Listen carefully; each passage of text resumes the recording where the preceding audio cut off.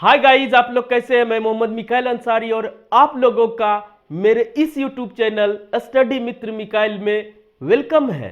दोस्तों, अभी हम लोग ग्रामर के पोर्शन में पढ़ रहे हैं कॉजेटिव वर्ब, ठीक है, जिसमें हम लोग बहुत कुछ पढ़ चुके हैं दोस्तों। जैसे कि जितने भी होते हैं उसमें से आज लास्ट कॉजेटिव वर्ब है हेल्प, उसको देखेंगे। बाकी हम लोगों ने मेक देख लिया, गेट देख लिया, हैव देख लिया और लेट भी देख लिया, और कहाँ मेक यूज होता है, कहाँ गेट यूज होता है, वो भी हम लोग कंप्लीटली पढ़ चुके हैं। अब आज दोस्तों हेल्प पढ़ेंगे। हेल्प जनरल वर्ब भी है और कॉजेटिव वर्ब भी है, तो थोड़ा सा स्ट्रक्चर में डिफरेंस है, बाकी ये बहुत ही सिंपल है। अगर इसको एक बार इस वीडियो को पूरे ध्यान से देख लेते हैं तो फिर दोबारा इसके यूज करने में आपको कोई भी परेशानी या कोई भी कंफ्यूजन, चाहे आप कंपटीशन की तैयारी कर रहे हो, चाहे आप बोलने के लिए सीख रहे हो, चाहे अपने नॉलेज बढ़ाने के लिए, आपको फिर दोबारा देखने की जरूरत नहीं पड़ेगी। तो आइए दोस्तों शुरू करते हैं। जो हमारा आज का टॉपिक है, क्या है वो? कॉजेटिव वर्ब चल रहा है।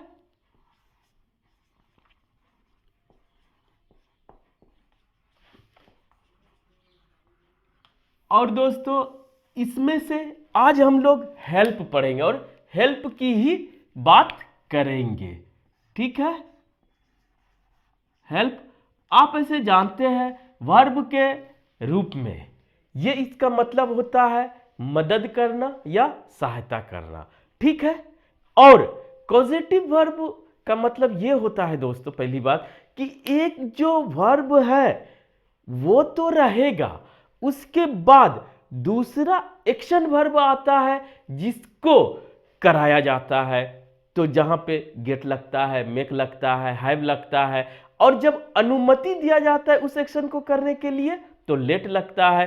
और उस एक्शन को करने के लिए अगर हेल्प, मदद की जरूरत है, सहायता की जरूरत है, तो वहां पे हेल्प लगता है। यही फर्क है कि दो वर्ब्स आ जाता है तो ये कॉजेटिव वर्ब में काउंट हो जाता है। जैसे देखिए दोस्तों, हेल्प मीन्स मदद करना, ही तो जानते हैं, लेकिन एज अ कॉजेटिव वर्ब इसका मतलब ये होता है to assist someone, to do something, ठीक है। इसका क्या मतलब है कि एज अ कॉजेटिव वर्ब इसमें हेल्प क्या करेगा, किसी दूसरे डूअर को हेल्प करेगा उस कोई दूसरा एक्शन करने में, यही इसका मीनिंग हुआ, ठीक है दोस्तों। अगर इतना समझ गए तो अब इसका स्ट्रक्चर देखते हैं। स्ट्रक्चर बहुत ही सिंपल है, किसके तरह? मेक के तरह, ठीक है। मेक का जो स्ट्रक्चर होता है वो जैसे एक्टिव कॉजेटिव। एक्टिव कॉजेटिव क्या हुआ दोस्तों कि ये वॉइस अगर पढ़े हैं तो उसमें आप पढ़े होंगे एक्टिव वॉइस, पैसिव वॉइस। जो जनरल हम लोग जहां पर डूअर एक्शन को करता है और उसको दिखाया जाता है वो एक्टिव स्ट्रक्चर होता है। जब ऑब्जेक्ट जिस पे एक्शन होता है वो इंपॉर्टेंट हो जाता है या सिर्फ उसी को दिखाया जाता है तो वहां पर वो पैसिव स्ट्रक्चर हो जाता है। दोनों का अपना अपना रूल, रेगुलेशन, नियम, लॉजिक है, ठीक है। तो हम लोग जनरली हेल्प को एक्टिव स्ट्रक्चर में ही यूज करते हैं, चाहे जनरल बातें हो चाहे कॉजेटिव के फॉर्म में हो। अगर जनरल बातें हैं तो वो इसमें आ जाएगा, देख लेंगे। पहले हम लोग एक्टिव कॉजेटिव यानी कि एक्टिव वर्ब। और एक चीज समझ ले दोस्तों, जब भी कॉजेटिव वर्ब पढ़े, ये तो वैसे ग्रामर के लिए बहुत ही इंपॉर्टेंट टॉपिक है, ठीक है। इसमें बहुत से आप ऐसे चीज है स्ट्रक्चर नहीं फॉर्म कर पाएंगे इसके बिना, causative verbs, get, have, make, help. लेकिन दोस्तों इसको टेंस क्लियर करने के बाद ही पढ़े, और हो सके तो वॉइस भी पढ़ लें, उसके बाद एक्टिव वॉइस, पैसिव वॉइस, उसके बाद इसको आप शुरू कर सकते हैं। तब आपको कंप्लीटली समझ में आएगा। और इसका meaning help to assist someone to do something, यानी कि एज अ पॉजिटिव किसी को हम लोग हेल्प करते हैं उसके दूसरे एक्शन को करने में, डूअर को हेल्प करते हैं। तो सबसे पहले इसका स्ट्रक्चर देखते हैं। स्ट्रक्चर में जो मेन सब्जेक्ट रहता है, शॉर्ट में लिखते हैं दोस्तों S1, और उसके बाद हमारा हेल्प आता है, ठीक है। उसके बाद ये सब्जेक्ट 2 आता है जो कि इस एक्शन को परफॉर्म करेगा। पहले देख लेते हैं, प्लस V1 इस एक्शन को परफॉर्म करेगा। अगर ये ट्रांजिटिव वर्ब है तो ऑब्जेक्ट रहेगा, अदरवाइज नहीं भी रह सकता, ये अलग बात है। अब आइए अगर इसको एक्सप्लेन करते हैं तो ये क्या करता है, ये एक हेल्प, असिस्टेंट, हेल्पर का काम करेगा, यही काम करेगा। और किसके हेल्प, यानी किस कमांड से करेगा, ये हेल्प के कमांड से। और ये हेल्प जो है इसको असिस्ट करेगा, ये डूअर है, यानी कि इसको काम करने के लिए कौन सा काम, ये काम, ठीक है। अब आइए कि सब्जेक्ट 2 के बाद जो डूअर है उसके बाद ये हमारा, इसको कहा जाता है वर्ब का फर्स्ट फॉर्म, जिसे बेयर इंफिनिटिव बोलते हैं, ठीक है। ये डायरेक्ट वो आएगा और ये किसी भी तरीके से इसे चेंज नहीं करना, किसी भी सिचुएशन कंडीशन में ये चेंज नहीं होगा। अब जो ब्रैकेट में 2 लिखे हैं, ये 2 रह भी सकता है, नहीं भी रह सकता। अगर इसके साथ भी आता है तो भी सही है, लेकिन ज्यादा बेहतर विदाउट 2 ही माना जा रहा है। आपको देखने के लिए भी मिलेगा कि हेल्प जहां भी आएगा उसके बाद दूसरा वर्ब है तो विदाउट 2 ही रहता है। तो आप भी इसी को अपना हैबिट बना ले, विदाउट 2। लेकिन अगर कोई बोलता है तो अगर 2 लगाएंगे तो गलत हो जाएगा, तो नहीं दोस्तों, इसमें दोनों स्कोप है, पॉसिबल है। लेकिन और है, जैसे मेक है, लेट है, इस सब में नहीं है, ठीक है। और गेट में मस्ट है कि गेट में 2 के साथ ही आएगा, लेकिन इसमें जो बोले दोस्तों कि यही रहेगा। अगर कोई बोलता है कि 2 के साथ लगाएंगे तो गलत होगा, तो गलत नहीं होगा। अब आइए दोस्तों एक क्वेश्चन बना के देखते हैं। जैसे सिंपल अगर बोलते हैं कि मैंने उसको पत्र लिखने में मदद की, या मदद करता हूं, या मदद करूंगा, ठीक है। तो यहां पे एक चीज और एक्सप्लेन कर ही देते हैं कि ये जो हमारा हेल्प मेन वर्ब है, यही अपना फॉर्म चेंज करेगा। किसके अकॉर्डिंग, ये अकॉर्डिंग टू क्या, सब्जेक्ट 1 एंड टेंस, ठीक है दोस्तों। यही अपना फॉर्म चेंज करेगा। यहां पे आप टेंस का जो भी आपका टाइम है वो लगा के देखें, आप इसमें मॉडल्स यूज कर सकते हैं, तो यही हमारा चेंज होगा हेल्प में। बाकी ये हमारा फिक्स रहेगा। तो ये भी क्लियर हो गया, मेन वर्ब ही हमारा चेंज होगा, यही मेन वर्ब है, यही चेंज होगा सब्जेक्ट के अकॉर्डिंग और टेंस के अकॉर्डिंग, इसलिए टेंस जरूरी हो जाता है दोस्तों। एक सिंपल सा जो बोले कि मैंने उसे पत्र लिखने में मदद की, यानी कि काम हो चुका। अब इसका हिंदी नहीं लिखेंगे दोस्तों, आप चाहे तो लिख ले मैंने। तो पहला मदद करने वाला कौन है, आई, की कर चुके हैं तो हेल्प्ड,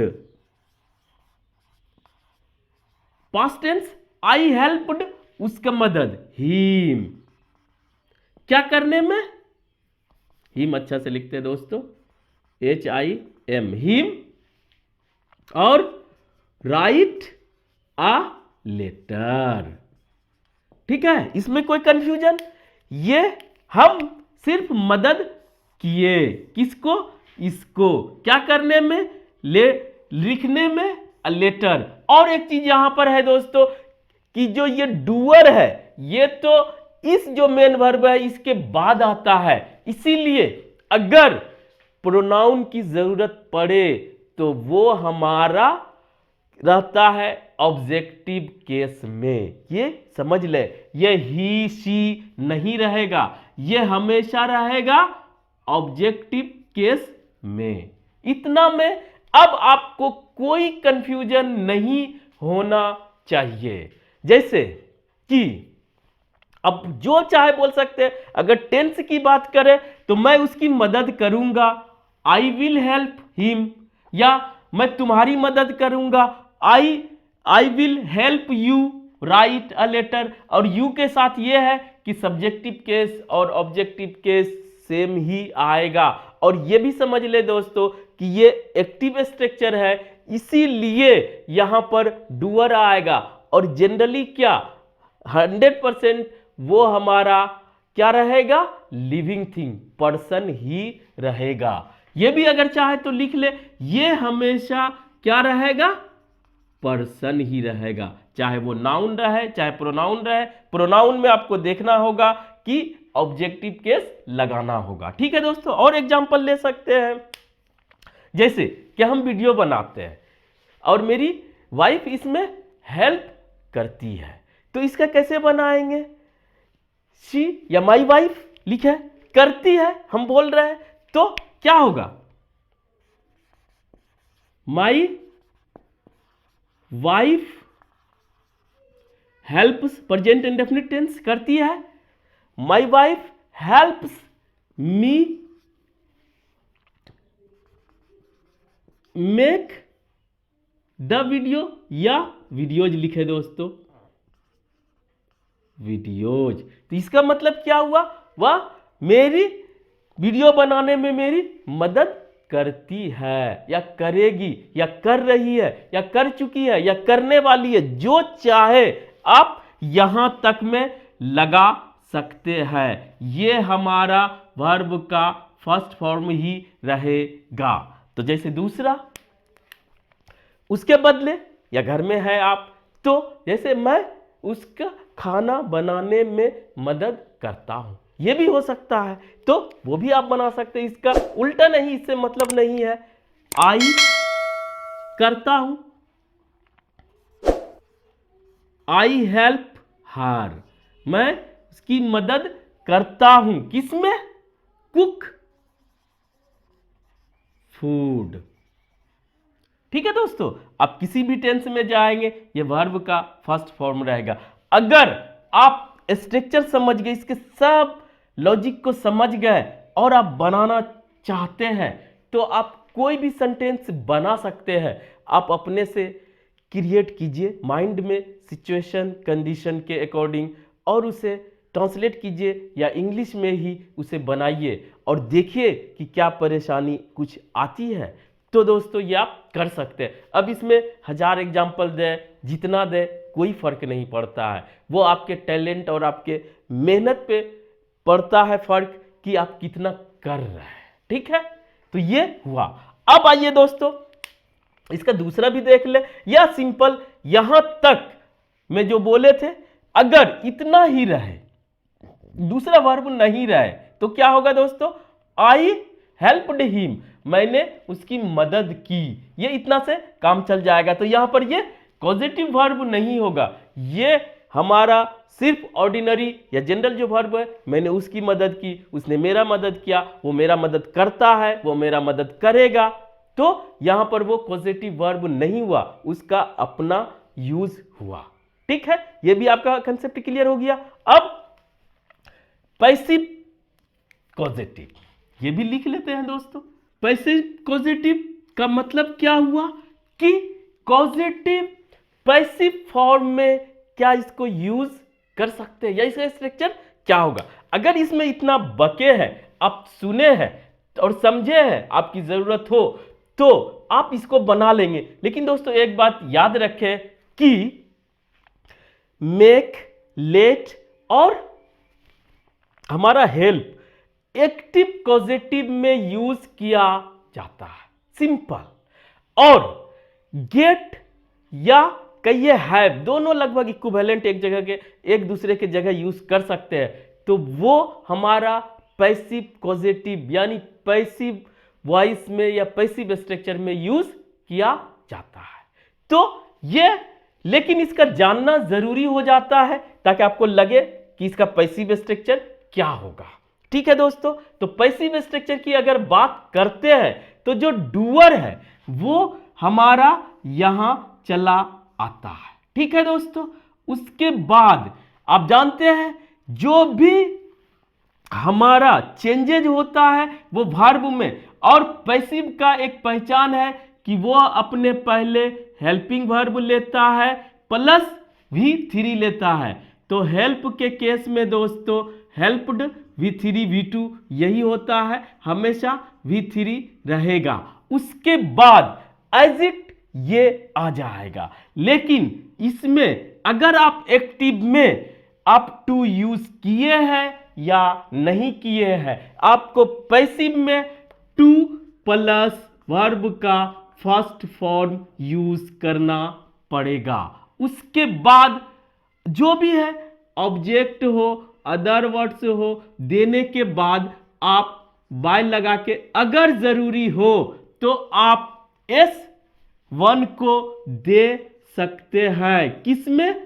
ऑब्जेक्टिव केस में, चूंकि प्रीपोजिशन हमेशा ऑब्जेक्टिव केस लेता है। वो ऑब्जेक्टिव केस किसके लिए होता है? पर्सनल प्रोनाउन के लिए। क्लियर?